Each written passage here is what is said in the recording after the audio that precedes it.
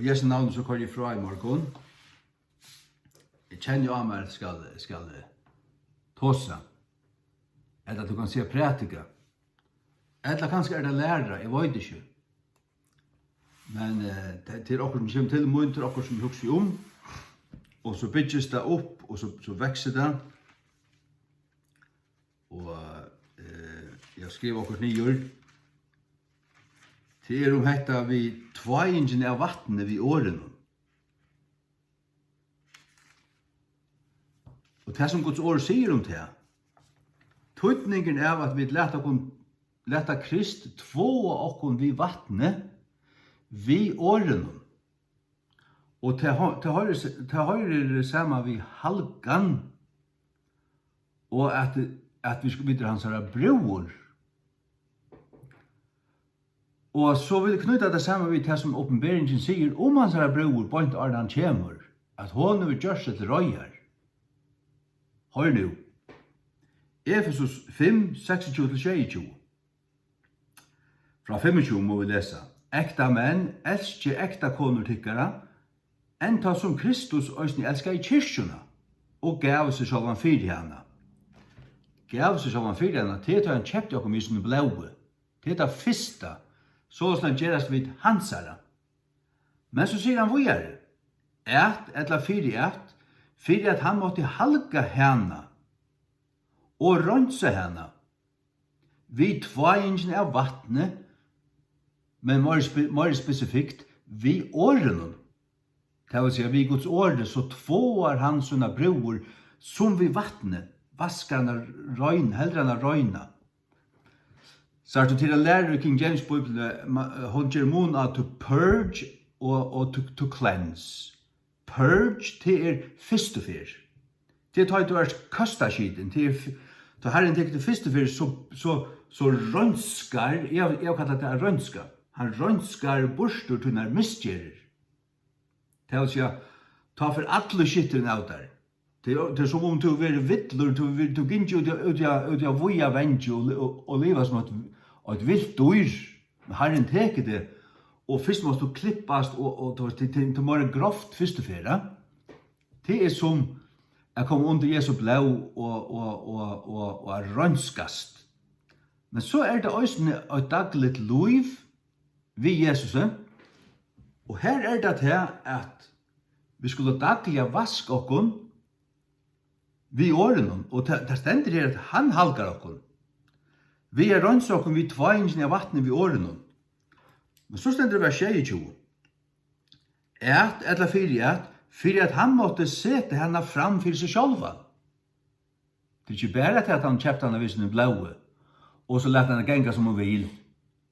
Nå hun skal gjøre gater etter hans åre. At han måtte sette henne fram fyrir seg sjálva, og en dård som kyrkja. Så at hun vil ikke dård som, utan hun er vaska av Jesu blaue,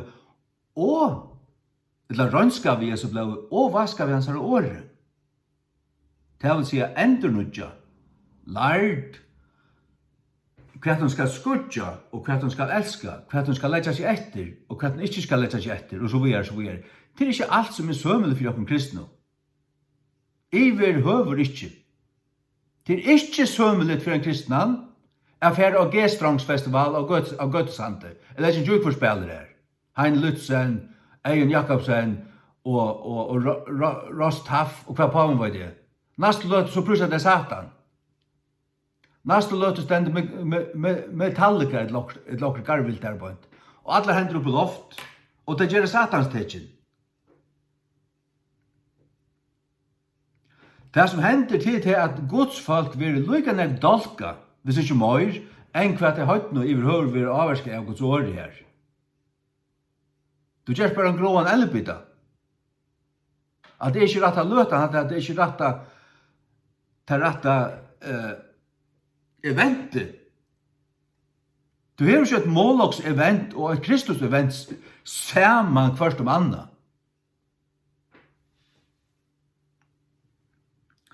En dørd som kyrkja, oi hevande blett, etla rukko, etla nekrans lukan lut, men at hon skulle være høylav og åttan luyte, ikke ljøtt av henne, ikke rukka, ingen plettur, ingen neka. Og til den daglige vaskingen, så at du finner en plett, så skal han vaskast av vattnet. Heter rukkut klæje, jeg lette dem vaska det først, og så henga det opp, eller struka det, eller okkur såret, jeg sier bare, så sånn gjør man, ha? At han måtte halka og rønse henne vid tvangene av vattnet vid årene. Og at han måtte sette henne fram for seg sjølvan. Og en dård som kyrkja, og havande blett eller rukko, eller nekrans lukant ut. Men at hun skulle være høyla og utan lyte. Det det som Herren vil.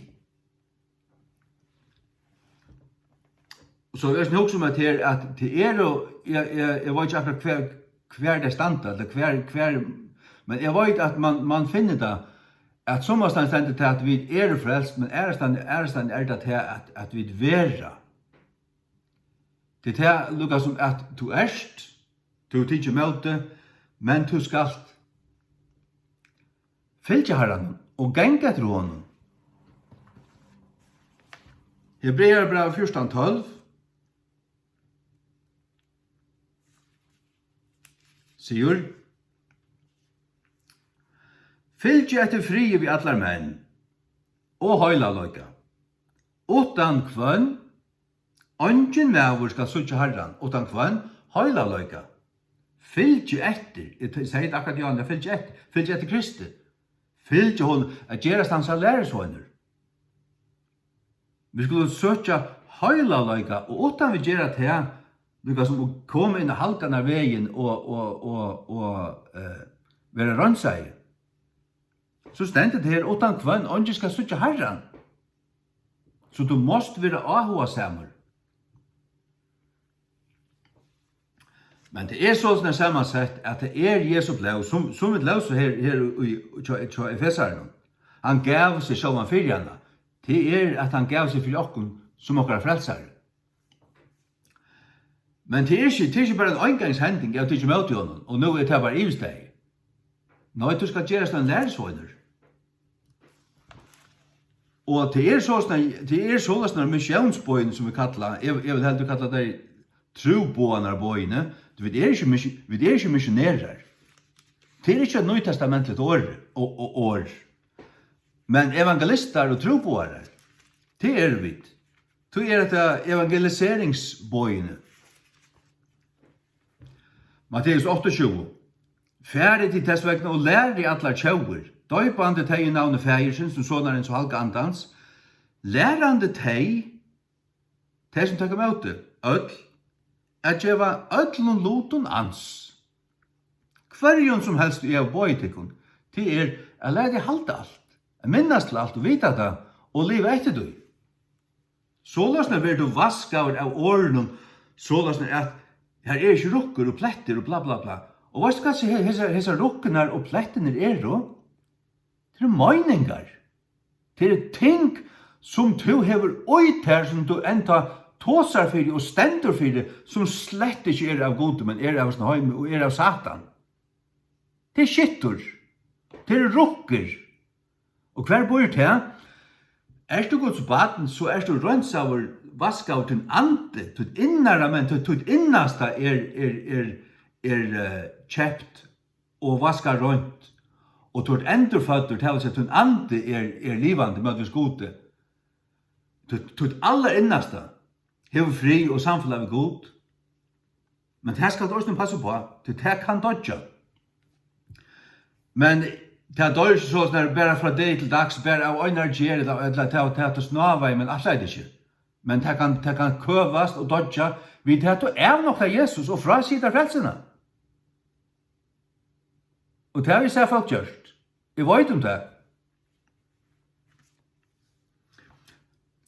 Men det her som vi tås om det, det lukka som, ikke det aller høyligste, men det lukka som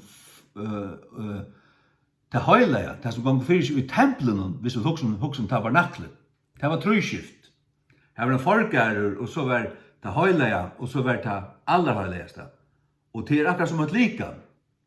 Det som okkara kjøtt til forgæren, og det høylige så salen, det som mittelen kjøtt og andan, og det aller høyligste det så anden, det aller høyligste, her som høylig anden bor, her han som innsiklar og uttøymen som har tidsi møte frelsene, møte Jesus.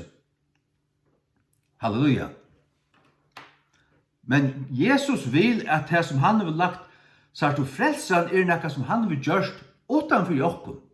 Det stender at han løy utanfor Jerusalem, sier Hebreerbrevet 12. Og det blir okkur tog fara ut til hansara, a bera vannviring hansara. Ut til hansara, han løy herra, og frelsen har gjort han utanfor jokken, medan vi enn var syndare døy i Kristus fyrir jokken. Han såsna sundi han sin kærlega fyrir jokken. Romerbrevet 5:8, eller 5:8. Men det som han har lagt ui jokken, det vil han at det skal vinna fram, at det skal brøda fram og bæra frukt, således at alt det som utanfyrir til allar innasta, skal øysene rønsast og halgast og vera så som god innskjer. Det a bliva en læresvøyner. Du bliva en læresvøyner? Eller du bare en kristen? Du jottar? Du frelst? Ja. Jo. Og man kan spyrja hva kvillet det av? Nå, det kvillet av Jesu fullgjørd av verset. Og han ikke bøynt i egen og sier til det som han kvillet av. Så gjør han det. Men så svarst han hvordan han lever, han sa liv, alt dette forskjellige. Og han sa daglige liv ikke så mest av tog at han en Jesu Kristi læresvåner som det åtte jeg være. Det vil si han stadigvæk skiten. Men jeg vil høyte av øynekvannslustar, jeg vil avhåa samur, at gerast en læresvøyner, at læra fra den herre og frelsere. Og gerast som han vil, og så videre. Romerbrevet 12 tås om til at han kallar det her at endrudja hoa okkara. Romerbrevet 12:8-2. Bønne tekkum tessvekna, brøver, vi miskunner Guds, at det bjau fram til kara likam. Likam, det vil si templet som Hellig Ande nu bor i, bjau god ta fram, bruka det. Et livande slateroffer, så et slateroffer, a living sacrifice, a sacrifice, det nekka som drepast, det vil si at du skal råkna tutt likam og tutt alt tutt egna dett fyrir deg sjálvun. Nu du livande fyrir gode. At det bjau fram til kara likam, et livande slateroffer, det vil si at det dripe, møtvis öllum til negnu innskjun, men nu det livande aftur, men på en annan måte, fyrir gode, og fyrir god. Et livande slateroffer, høylagt, gode gautækjelit. Hette det som god gautækur, som et Guds baden, som han hever frelst ved Jesu Kristi fullgjørda verset, og som du tidje møte av nøye vid trygg. Utan gjerningar. Du har ikke oppeborda, og Kristus døy for til med enn var syndare, og så videre. Det kan vi lese at han nå. Som tykkara skinsamlige tjeneste, heter okkara skinsamlige, alt annet hever er rymelig. Kunne jeg synes det er rymelig, men your reasonable sacrifice, jeg tykker er rymelig, etla skinsamlige. Og vi er ikke sammynda vi enda heim. Sart du?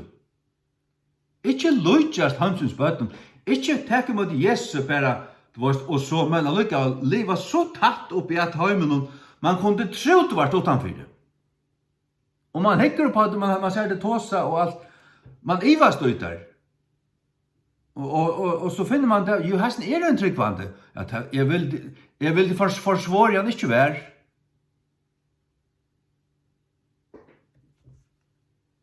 Jeg ser mange slik, at det ikke rett.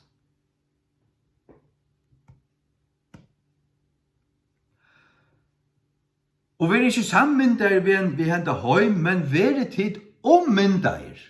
Ommyndager. Hvordan vil man ommyndager? Så er man totalt ommyndager. Du lyst ikke til sjálfum som du lyst ikke til den gamla personen. Nei, omyndaver. Vi omyndar vi endur nudjan hoa tikkara, sagst du. Og hoeren og sykene og salene. Anden, salen og likam. Likam er det åttasta, anden det innasta. Hoeren på en eller annen måte i middelen her. Sagt, disse tingene sinter samanfatta i. Først kan man ta som tingene sinter ivelappa, men ta ver allukal skilt sunter i Hebreabraun 4:12. Og tog det ikke 8. Andi 8, det som sval 8, det som likam 8. Men God vil at vi skulle halkast fullkomliga, altså vi Vi endur nudjan hoa tikkara, så at de mer røyna hva sin gaue og gautætjelige og fullkomne viljegods. Så vi mer røyna til, så God kan fløa frukt i kjøkken og liv og jakon fullveis. Ikke bare innlukka og klemma over her som man kanskje køttnar inntil du kanskje øynar for og du slett ikke har fyllt honom som du åtte, og så blir det kanskje at avnokta det som du takst med det. Så øyder du ikke langt Kristus. Hvis du avnoktar han, så vil han også avnokta til. Tog mod være ahoa sånn. Så leser vi Romerbrevet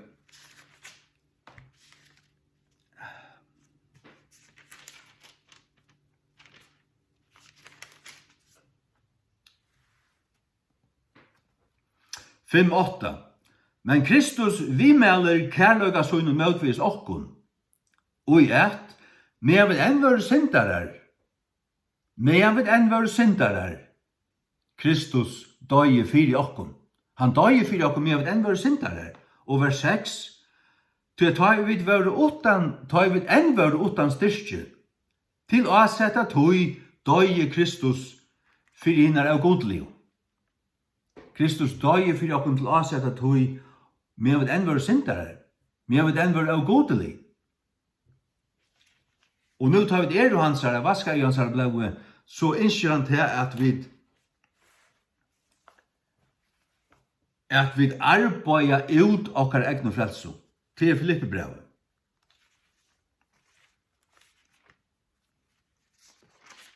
Filippibrevet 2, 12 og 13. Hvers vegna, munner hataelskavo, ønsker ditt hava alltid lutt, ikkje som og munner tjaveru øynans, men nu mykje meira og munner fraveru. Arbeid ut, tikkar egnu frelso, vi øtta og bivan, work out your own salvation with fear and trembling. Så jeg har hørt, nekvar King James Bibelen tryggvande prætik om at året, og tog høyre hvordan skilja hatta. Hvordan tøytningen uja som versen, at arbeid ut, det merker til, som vi langt har tåse om, til det som God har lagt ut til innasta, det skal du gjeva fruja resur, og leta til arbeidast ut fra til innasta, og utetter, sånn at til jeg kjenner allan personen, Først, nikk og prikk, så at anki skite, anki rukka, anki skittur, anki skite, anki bletter, alt rønt. Og til verur vaska vi Guds åre. Han røntsar og halkar sånne bror vi tvaingsne av vattnet vi åren til Guds år. Til det skriva i året, til at du dagliga leser det, avhåsamur, etter det, og rønner minnast det, og ikke bare hever Bibelen litt i omstand, åpner han bare av og til. Nå har vi lyst det at du lyser 2 vers. Nei, du hører når Bibelen åpner her. Og du hever Bibelen alle stedene. Alle stedene. Tverlig her. Og så videre. Her ligger trutjar, her ligger øyn. Og du først til arbeids, du har en bøybel i teltetaskene. Og du bøybelen har vittar i bilen, og så videre. Sjálvandi. Du først just det, at han altså knøvleser i løvleser med vel kjennøyt. Og i snitt strushtøyen så måste hava svøre. Du måste være klar til krutsk, til eitkvart og all, og til einkvarja givna stund. Klarar å breia branden tjattar og choppa nokra alt av. Det vil si at choppa nokra likner av. Choppa der sundur saman bekka der skrell. Sjå alt gjerst du til. Det er at elska folk, og det er at vaska deg.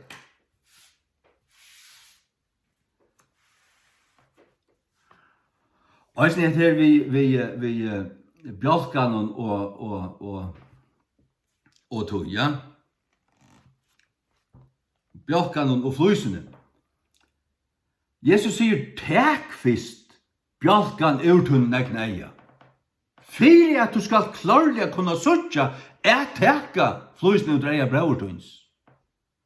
Og i konteksten er det om å døma. For han byrjar avsnittet via å si, døm ikkje, for det skulle være dømt. Du vet ikke døme til døma, skulle du selv være dømt. Og så tar han om bjalkan og flysene. Lukas som det fløyer ut i årt. Det har jo saman til neste tanken, til relaterer til hvort annet. Du ser for henne tås om bjalkan til en feiler, sørst du.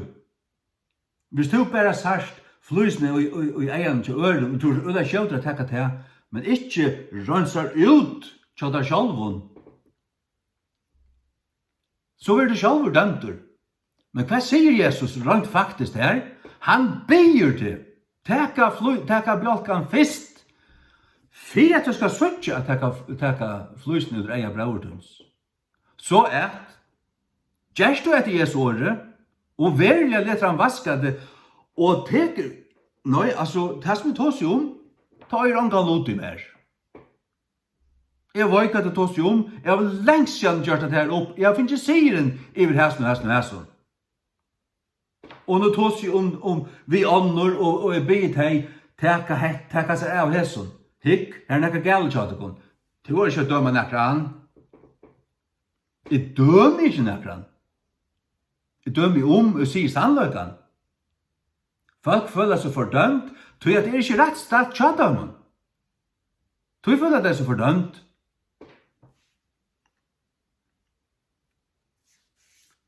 Så er det her. Arbeid ut til egne frett som vi øtte og bivan. Så stender det vers 13. Tror at det er god som virkar utikon.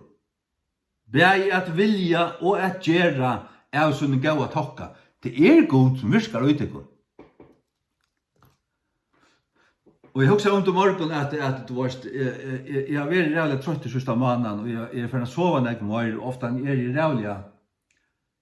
Altså, jeg sov 90 timer natt. Jeg sov til for søndag inn til at jeg lenka tog, og i Aravus har vi sovet 34 timer om nattene. Og en liten slang 18 arbeidstøy. Ja, det var så det. Men så börjar det komma fram med mig. Då är praktika, då är att styrka Jesus säger. För Jesus säger, för Simon säger Jesus vid Peter. Och då är det så börjar det komma att först tvåingen av vattnet vid orden, vad är det? Det är det dagliga. Och här hade broren. För att hon ska vara fullkomlig røgn, og hver er det han lest om brorene, og han er røgnløyga, og han er klæger, og i oppenberingene, og i samband vi Brittleib Lamsens, da i broren skal være rikt opp, og røst opp, og møte lampen til en Brittleibs kvöldmåltøy. Ta leter hon seg ui sånne klæger. Lad deg lese det her. Til åpenberingen 19. Skjei til nutjo. Lætum okkur vera glear og fegnast og geva høyur til hansara, tog at brittleip landsins komi, og vuiv hansara hefur gjørt seg til røyar. Og til hennara var givet, at hon skulle vera skrudd og funt loin, røynt og kvutt. Tog at det fina loine rattvuisen tja høylaven. Rattvuisen tja høylaven. Og her vil jeg si at det kviler av Jesu Kristi fullgjørda verset. Her farst du det. Rattvus gjørd av trygg har vi fri ved god. Vi har akkurat Jesu Kristi. Det rattvus gjørd av trygg. Men allikevel det at du lever, altså du best frukt. Og ta sast at der hvor du for en tre du så. Og rattvuisen tja høylaven, så at det stender her, henne var givet. Du det her, at det var givet her. Og jeg trykker tog at øysene og i utgangspunkten det Jesu. Men som hansara, og i tjeneste for han, altså som utgangspunkt det Jesu gava, og det var givet her hos nere, og du råkner det, og det var av nøye, og av nøye, men som i himmelen få større løn enn ånder. Og hva relaterer det til? Det relaterer til om du har lie vid Kristi. Så skal du arva større dård, og tan dården tan ljaumen og ljauset du hever utom av i bostøvnen. Her i god og lampe kommer skoina mest, men somme kommer skoina mer enn ånder. Og det relaterer til at det hanker sammen vi om det var villig til å loja vid Kristi. Rom 8:16, og ombøten til arvingar. Arvingar tja gode, og samarvingar vid Kristi. Så vere, en treid, så vere, at vi loja vid honom. At vi med øysene vera dørmetter saman. Så kommer lojing av tunna loj, men to bakkar og kanskje avnoktar. Så vil det skrasett, og kanskje du frelst til stund du først heim, men det vil ikke ætlit til alt som hendte. Det vil det altså. Det vil ikke ætlit til alt som hendte. Hva du arvar og hva ikke. Ja, og hvordan større dår du først. Halleluja. Ja. Men for jeg kom atter til Filippebrevet. Halleluja. Filippebrevet 2. Jeg tror at det god som virkar ut i kun. Bæg at vilja og at gjøre av som gav og tokka, så at okkara alt hui. Høyt fra byrjan, ja, til at tryggva, og halda av fram, og at tryggva, og at fylgja. Jeg sier ja. Så at det ikke at prestera nek av okkur sjálfun, når det a loiva gode fra meg, loiva hon og at bruka Guds nøye, leta Guds nøye virka ut her. Som Paulus sier, han virka mer enn tar atler, det ikke men Guds nøye vi mer, sier Paulus. Guds nøye Guds kraft. Og så er det 12 tar i Paulus tåsar om Guds kraft, at hun skal kvile av seg. Så det han knyttet det til nøyene, at Jesus sier, min nøye tilstrekkelig til her. Det nøye du finner, det ikke bare miskunn, men det også kraft, og til alt. Alt som tilhører godeløyga, og hese løyve, hever god givet okken i Kristi. Og det det som vi skulle tappe inn i og bruka.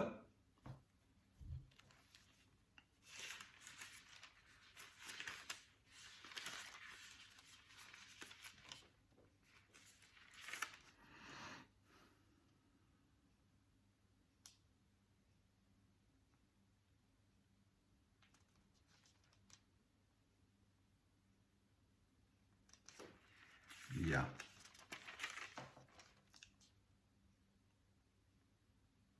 Søytan Peter 8:3. Samsvarende som hans guddamliga kraft hever givet okken öll ting som høyrer til lufs og godligløyga. Og gjøgnen kunnløygan til hans som hever kalla okken til durdar og digdar.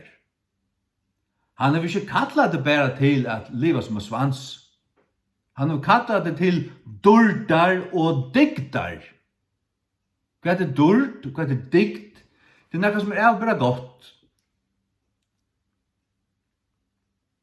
Og han har givet okken sånne guddomlige kraft, samsvarende henne hever han givet okken alle ting som hører til lufs og godelig løyga, så at vi kunne liva godelige. Men til vi har tappet inn i hans nøye og hans kraft. Det er ikke av okken selv. Og som vi løser her i Filippi-brevnen, at det er god som virkar ui okken. Men vi skulle bare fylke etter, vi skulle daglige bøtja okken fyrir hånden, og lette okken fylle av hånden. Og be han styrke okken, har i løyme det, og fylle med bruka med, vis meg hva jeg skal gjøre, og være med munn, og la meg være klar til å gjøre et svær til kvant han, som krever et svær om fyrir venn som bor i meg. La meg være klar han. Det er rævlig at onkel opplever at i dagligdagen får man en chans, man blir spurtur, og man var ikke ordentlig klar til horen, du var ikke ordentlig her som du burde være. Og møvler som ført her fra boi, og du teker hatt kvalitet, hvor vi var ikke klar her, og ikke var klar alltid. Sjålande.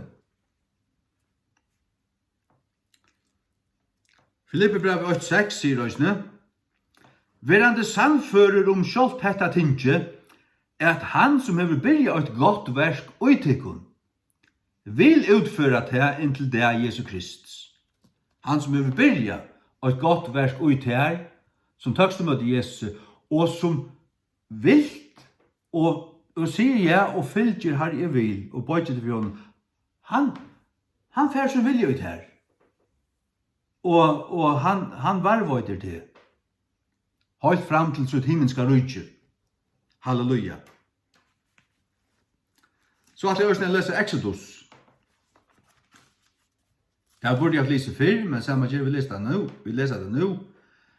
Exodus 30, heter Levita-prestene i tabernaklen.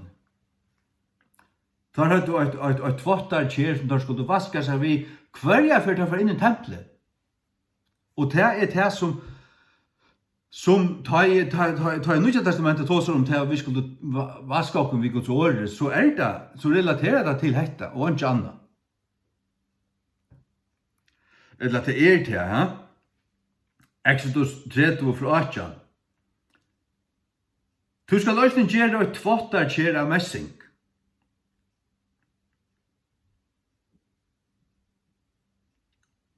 Og hans fævd òsni av messing og i Bibelen til som kåpar. Og messing og kåpar og i Bibelen symbolsk løying.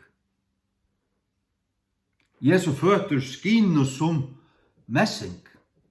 Det det at han til hans løyingargång som han vil i kjøkken, det taler symbolsk det. Og til at han eier det som eldslå, til at han altvitande, han ser alt, ikke fjalt for hans egen. Og til at hans eier høylav, og tåler ikke at løyte et sint. Og hans felt av messing til at tvåa vi. Og du skal sette det i middelen samkommet tabernakli og alt der. Og du skal køyre vatten her ui. Vatten. Til at Aron og hans rasiner skulle tvåa sine hendur og sine føtter her tjåa. Ta i derfor inn i samkommet tabernakle, skulle de tvåa seg i vattnet. Tar dodge ikke. For det ikke skulle dodge. Så det er verdt at ta av oss jo.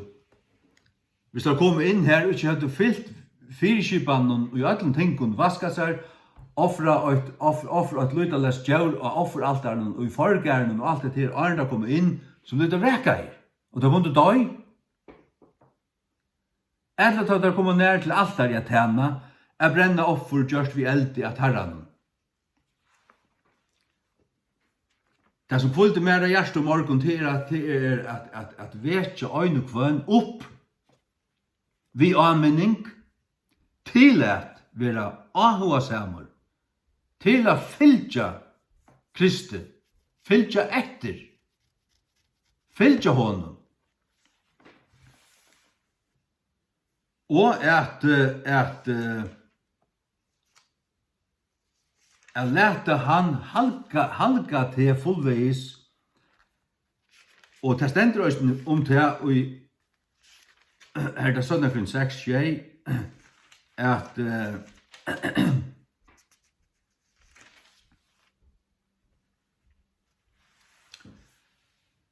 at halga okkom fullveis oppa sal, ikke bare sal, men øysne likam, ja? La meg finne det lukka.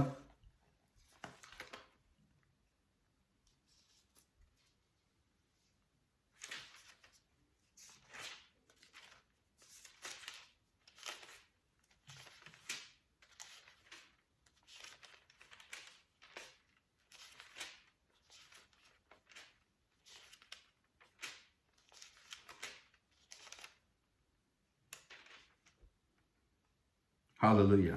Ja.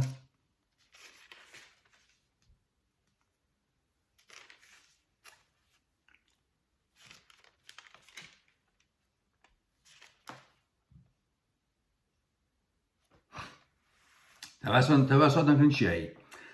Her var det testvegna hesar 48-aner. Karli elskau. Ta letum okkur rønns og okkur sjálvar fra allari eurønsku kjøtsins og anda. Fullkomnandi høylaløyga og øtta Guds. Hette Guds innskje. Sagt det såles när vi må skilja detta bara för att ta samman för att det var rätt skil så vi inte sätta folk under tralldom. Det såles att ett nyfrälst folk, ett nyfrälst människa. Låt mig hellre säga en nyfrälst människa, det är människan hon. En nyfrälst människa tar in frälst. Så hon frälst.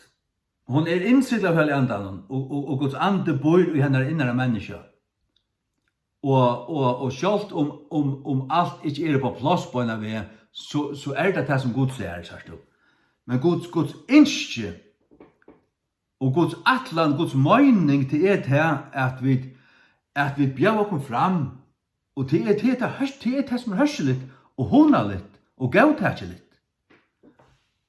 Jeg vil drepe okkara egna og være livande for han, så han får brukt okkun. Og leta okkun rønsa. Letum okkun rønsa okkun sjálvar fra allar eurønsku kjøtsins og anda. Så vi fullkomna høylaløyga og gjøtta Guds. Så at høylaløyga fer fullbygg ved versk.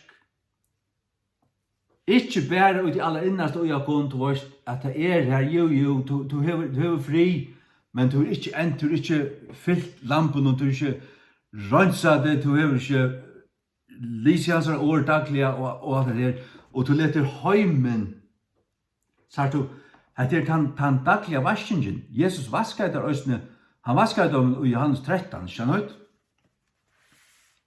Tar føtter. Og han vaskar etter føtter.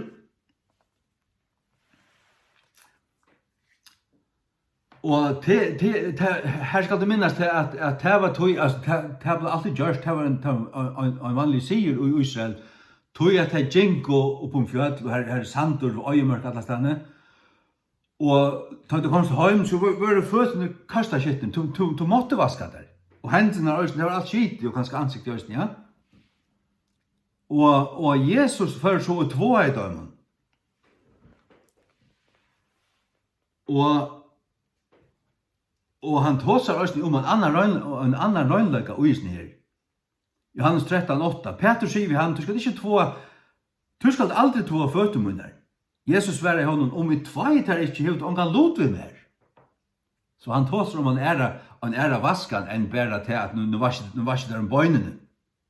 Nei, han måtte se vaskunnen oppa det innere. Vaska hans her innere. Og som vi da har sagt, til først og fremst en rønskan, purging ved Jesu blaue, den første fer, men så det også en daglige løyve, til bæget her, av gjort akkurat synder, som hvis han 8, 8 og 9 sier, at om vi ganger ljøsnen, og så handler i ljøsnen, tar vi samfunnet på vi annan, og blå Jesu Krist, så når han sier, rønser akkurat for alle synd. Til også en daglig, til at om vi ganger i ljøsnen, til det daglige løyve. Men nu hittar vi på at være två vid vattnen og vid åren, og til også nekka dagligt. Det er ikke nekka øyngengs, eller øyne for vikene. Det er et lov. Som Petrus sier vi han, her er ikke føtter munner øynene, men også hender munner og høver mot. Jesus sier vi han som er två av vår, tarvast ikke, utan at två av føtter sønner. Men røyner først vet, og tid røyner, men ikke atler. Så her tås han om Judas, som ikke var røyner. Ja? Ja. Halleluja. Men legg mest til, her stendur bokstavlig at vi løser det her i Søndagen Sjei Johan, at vi skulle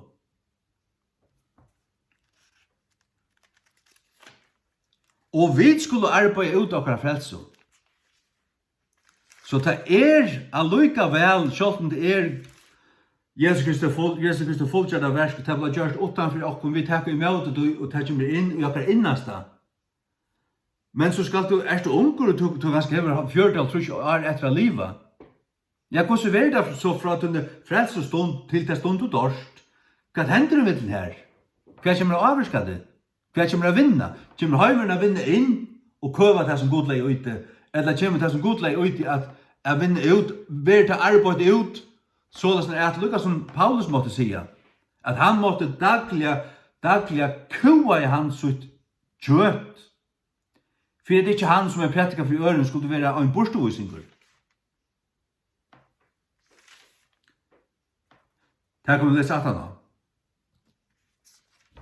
Og det her var vi på en tid, ja. 4 Korint 9. 22. Men jeg halte under mot likam, han heldte tog under, og fører det inn i undergivne. Bring it into subjection. At ikke vi nøkron brakton ta i heve prætka fri øron, sjálvur skulle være en borstovisingur. Paulus sa til sjálvur, enn ta Paulus sa til. Hvis han ikke kua i seg likam, for at jeg ikke skulle få overvann og dominera og bliva til hver han var, at han var bare stinkande kjøtt alt som han var, så kunne han blive en borstovisingur. Ikke bare blive borstur, ikke bare blive borstur, men blive ein borstovisingur, a reprobate. Så hei han vært en borstovisingur, alt som han var. Det vil si vrekaur. Selv Paulus kunne være vrekaur. Han måtte kua sitt kjøtt, og det gjør det ikke god for han. Det gjør det god ikke for han.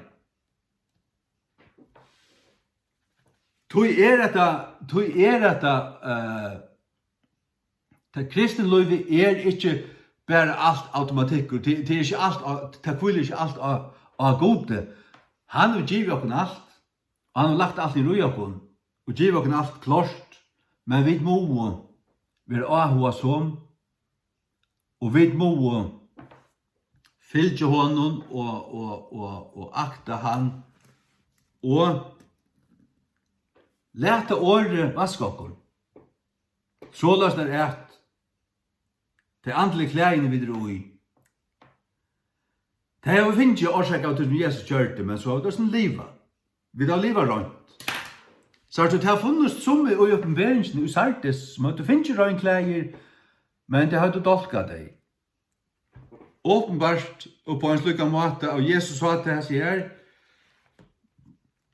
han sier til at det kommer ikke genga vi under kvøyten. De kommer ikke ganga vi under kvitton.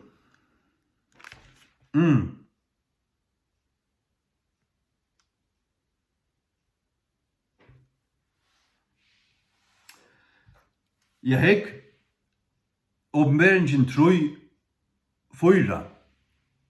Tu hevurst nøkur få nøvn enn tøy sardis som ikke hava euranka klæðisynni. Her var nøkur få som ikke hadde euranka klæðisynni. Det vil si de fleste høttu euranka klæðisynni. Og tøy skulle ganga vi mer i kvitton til at tøy verdir. Kvarjer? Tøy som ikke høttu. Tøy skulle ganga vi under kvitton. Hvordan vi hinnon? Ja, argumentet og verset sier til løse til at jeg vil si Jesus som ikke har dolka komma genga, og han sier til men åpenbart at du hinne dolka. Så det de som hadde dolka og som åpenbart ikke hadde ahova og jeg vente og at fylgja Kristi og røynsa seg.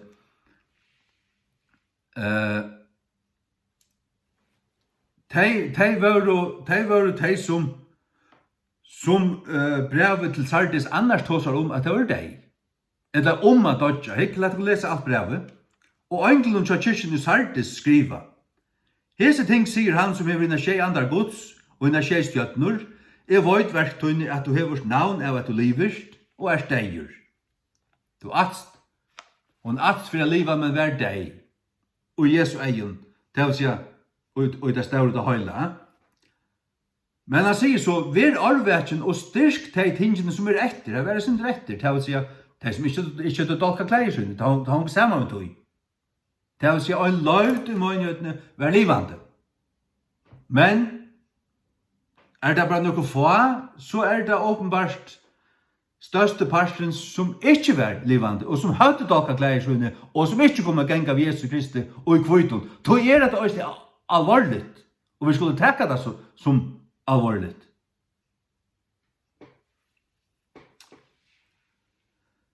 Og styrk de tingene, vi arvekken og styrk de tingene som etter, som med dodja. Det vil si at det alt lykka ved dodja, ferdig å styrk det som etter. Det som var livande skulle ferdig å styrke det som etter, for at somt måtte kunne bli bjerga om det kunde det. Tog at jeg har ikke funnet versene til at det fullkommen framme for gode. Minst til tessvegna hvordan du har tidlig imot og hørst, og halt fast. Og vend sier Jesus, vi de som livande og i Sardis, de friast du. Han byr de vende Byr han til hold deg, tåser han vi til hold deg, eller de som har dolka klæðisynni? Nei. Kvoi? Det har det slett ikke. Men han tåser vi ta tandre som etter, for noe styrkt av når vi dodja.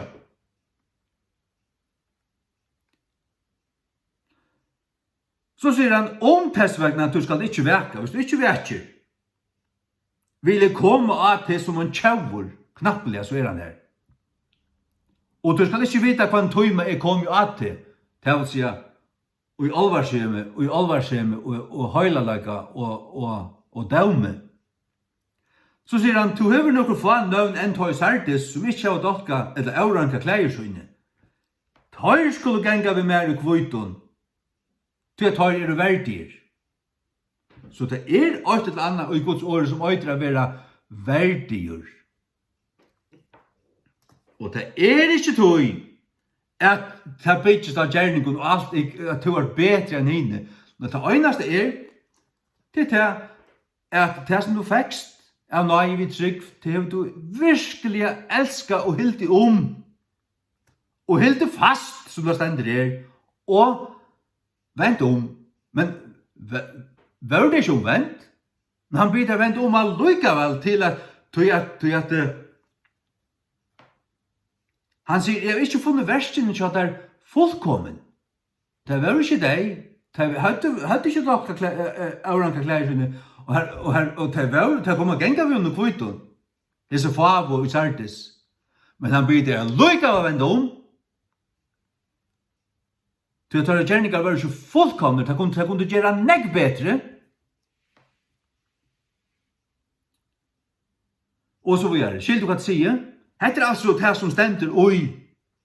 Jesus taler at her vi Johannes apostel, og han skriver at her til øyna nøytestamentlige kyrkjo, og nøytestamentlige tøy, og i Lutla Asia.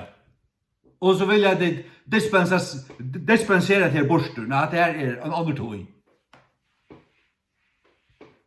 Jeg lurer slett kjette kun. Så sier han vers 5, han som overvinner, hin samme skal være kladder og kvitan kladdna. Sars du? Det som han atter innat det kvitan klei, han som overvinner, han som sikrar. Hin samme skal være kladder og kvitan kladdna, og jeg vil ikke slette ut hans navn, ut ur luftsynsbøk, til å si, det som ikke sikrar, det som holdt deg jo her, og som hadde avrannet klær, og som slett ikke, det var fullkomlig lukka gildig, altså. Har du slett ikke, og det var lengst enn død, og ville slett ikke fylja Jesus. Men, var du navn kristen, kom og øyne for av til å møte, og så sånn, men var du at dodja. Det som at dodja til å være livande, og fortsette å ta i gangene at det at dodja, så dør det lendan. Det sier seg sjalt.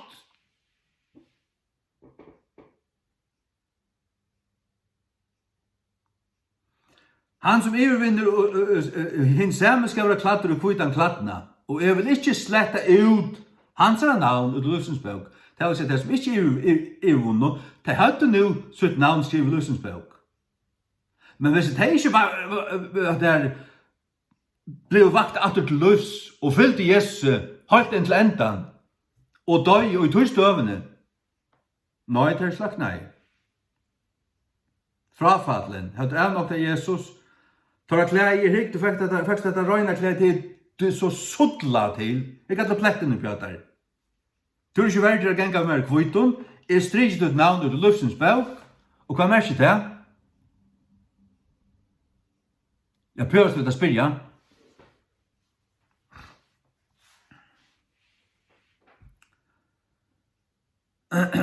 Han som overvinner, jeg lar meg så si at der, om det navn ikke stender livsens bøk,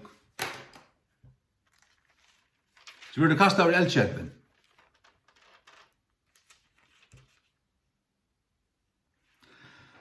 Åpenberingen 20:15.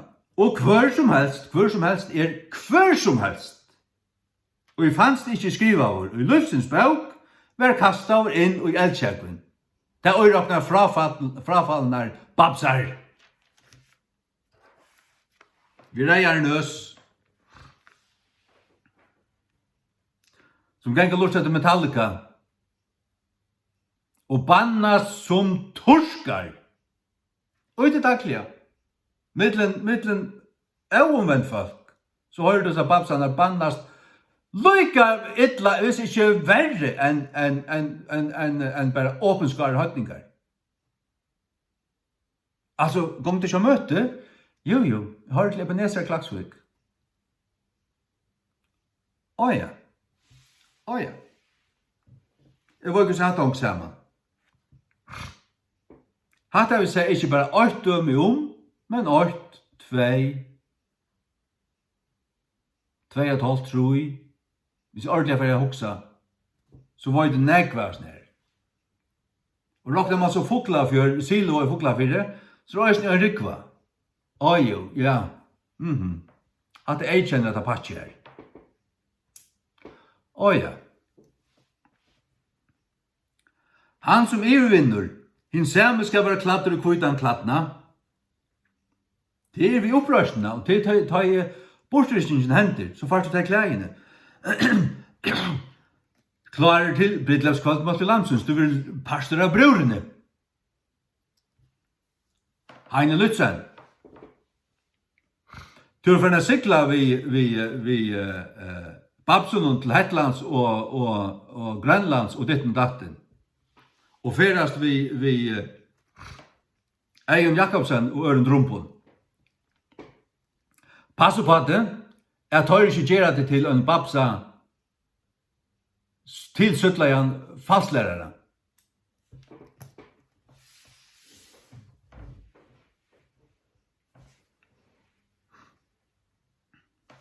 Kan øydra ta juvel?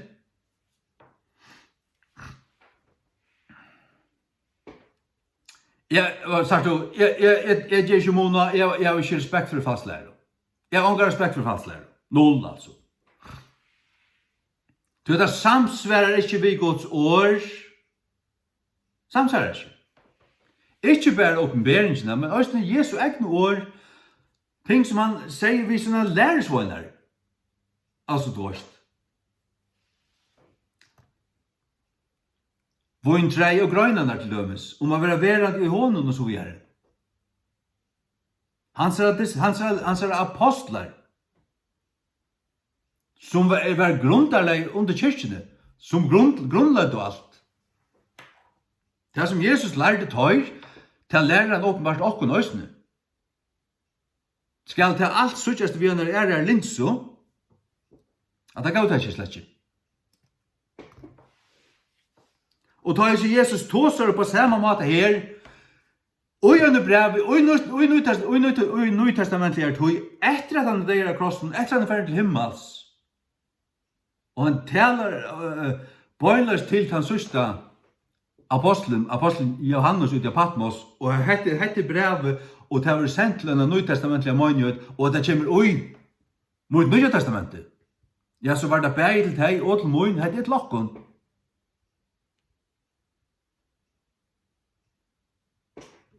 Tid som setter klamper om alt Guds år og sier, her er bare en løydel pastor etter som bøyløs er til okken.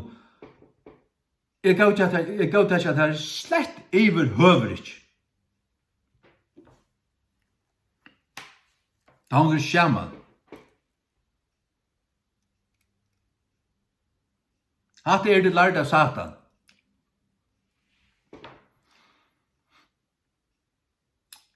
La meg lese det verset livet. Han som overvinner hins hjemme skal være kladder og kvitankladna, og jeg vil ikke slette ut hans navn ut av luftens bøk, men jeg vil gjøre hans navn framme for fjermunnen og framme for øngelen hans.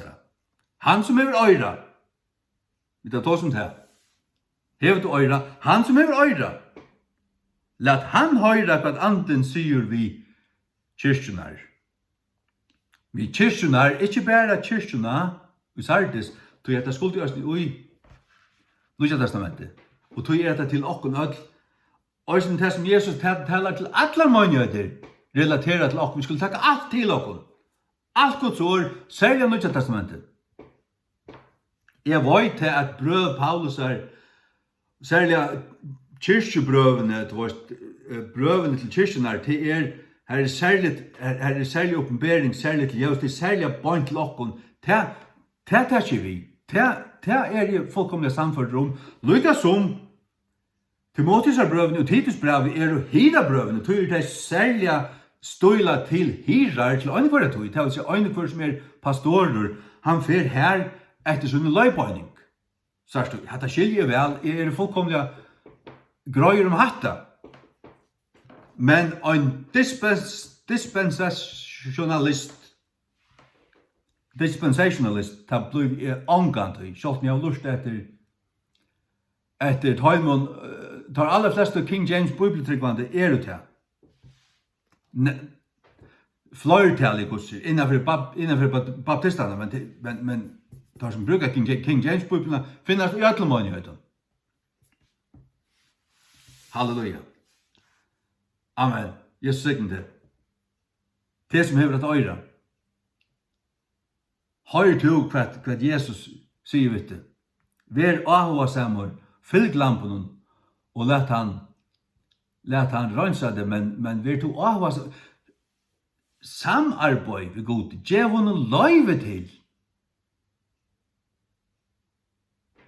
På en måte tar jeg sier det, så er det jo for linur, til Guds år sier øysene til, samstundet som det sier til at henne var givet, at det er lagt seg i.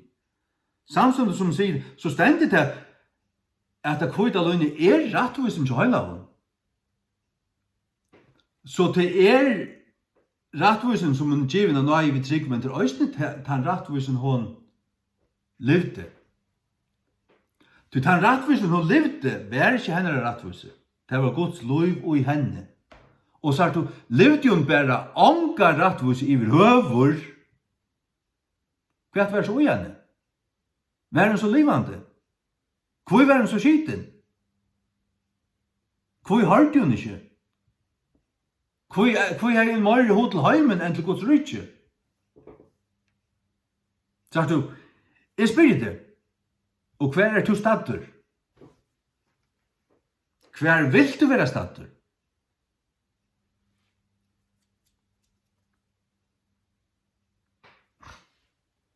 Jeg vil fylgja lampen.